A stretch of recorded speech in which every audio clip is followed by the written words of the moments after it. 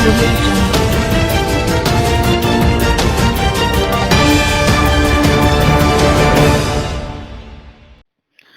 अस्सलाम वालेकुम, आप देख रहे हैं के न्यूज चैनल। खबर शामिल करते हैं फैसलाबाद से। हमारे नुमाइंदे अली हसन साबरी की रिपोर्ट के मुताबिक फैसलाबाद सरगोदा रोड पर वाक़ समाना पुल के करीब एमए प्रोसेसिंग फैक्ट्री का बॉयलर फट गया, जिससे पूरी फैक्ट्री मिसमार हो गई। फैक्ट्री में काम करने वाले 14 मजदूर फैक्ट्री के मलबे तले दब गए।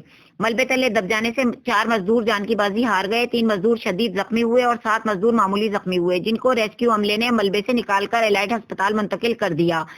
फैसलाबाद में जिले इंतजामिया की गफलत से आज भी 4 मजदूर अपनी जान से चले गए। फैक्ट्री में नाकस बॉयलर आए रोज फट जाते हैं और महकमा माहौलियात इनकी मॉनिटरिंग में कोताही बरतता है, जिसकी वजह से ऐसे हादसा रोनुमा हो रहे हैं और मजदूर जख्मी और जांबाहक हो जाते हैं। मजदूर रहनुमाओं के मुताबिक ऐसे हादसा को रोकने के लिए deputy commissioner Faisalabad, deputy director महकमा माहौलियात अमली इकदाम उठाएं ताकि मजीद हादसा को रोका जा सके और मजदूरों की जिंदगियां महफूज हो सकें।